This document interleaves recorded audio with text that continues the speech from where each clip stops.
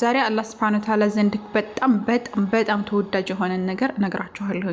እሱ ምንድነው የሚለውን ነገር ካወቀን በኋላ ተግባር ላይ ለማዋል በጣም ስለሚረዳን ማለት ነው። ከዛ በፊት ግን ዛሬ ለይለቱል ቀድር ሊሆን ይችላል 29ኛው ቀን እንደመሆኑ መጠን የአላህ መልእክተኛ አለይሂ ሰላቱ ሰላም ቡኻሪ በዘገቡት ሐዲስ ላይ هي ለይለቱል ቀድር ማለት ነው في 10 يعني በ10 ቀናቶች ውስጥ هي في 9 በ9ኛው ቀን ልትገኝ ትችላለች ወይም ደግሞ ከ10 ቀናቶች 10 አخر ወይም ደግሞ ከነዚህ ከመጨረሻዎቹ 10 ቀናት ውስጥ 9ኛው ወይም ደግሞ አው في 7 ወይም ደግሞ 7ኛው ቀን ላይ ልትገኝ ትችላለች يعني ወይም የአላህ መልእክተኛ ለይለቱል ቀድር ይሷ ለይለቱል ቀድር ልትሆን ትችላለች ብለው የአላህ መልእክተኛ ሰለላሁ ዐለይሂ ወሰለም ተናግረዋል። ስለዚህ በዚህ ሌሊት ላይ በደንብ ዱዓ ልናደርግና መልካም ስራ ላይ እንቻኮል ይገባል። የአላህ መልእክተኛ ሰለላሁ ዐለይሂ ወሰለም ካደረጉት ዱዓ ውስጥ አንዱ አላሁመ አላህ ሆይ ኢኒ አዑዙ ቢከ እኔ ባንተ ተጠበቃለሁ ሚን ዒልሚን ከውቀት ማለት ነው ላ ينفع ምንም ጥቅም ከሌለው እውቀት ባንተ ተጠበቃለሁ ወሚን ቀልቢ ላ يخشع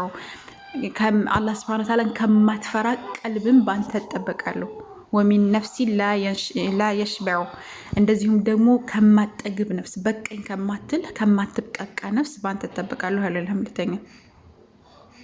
ስለዚህ በምን ይህን ያለ ወሚን ዳዕወቲን ላ ይስተጃቡ ለሃ ወይም ደግሞ ዱዓ ያድርጉ አንድ ሰው እስቲጃብ ከማጣት ባንተ ተጠበቃለሁ እስቲጃብ ከማጣት ባንተ ተጠበቃለሁ ብለው ያላህ መልእክተኛ ይህን ዱዓ በደንብ ያዘውትሩ ነበር። እኛም በደንብ እናደርግ። ሰሂህ ሙስሊም ላይ ይገኛል። አላሁመ ኢኒ አዑዙ ቢከ ሚን ዒልሚን ላ ينفع ወሚን ቀልቢን ላ يخشع ወሚን ነፍሲን ላ يشبع ወሚን ዳዕወቲን ላ ይስተጃቡ ለሃ ብለን ዱዓ እናድርግ ማለት ነው።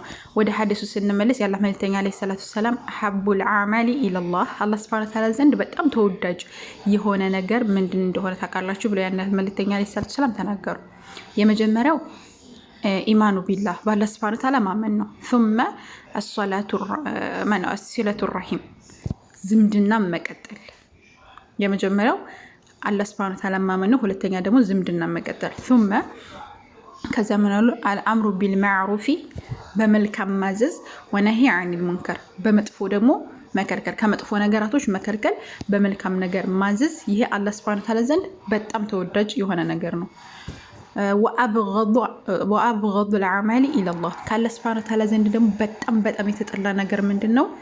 የመጀመሪያው አሽርኩ ቢላህ በአላህ Subhanahu Wa Ta'ala ላይ ሌላም ባላንጣ ማድረግ ወይም ደግሞ አላህ ላይ ማጋራት።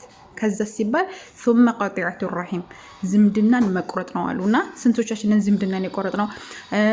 ተውሂዳችን ላይ ስንደት ነን። በአላህ Subhanahu Wa Ta'ala ላይ ጥርት አድርገን ነው አላህ Subhanahu Wa Ta'ala ያመለከን ያለው ወይም በአላህ Subhanahu Wa Ta'ala ሌሎችን አካላቶች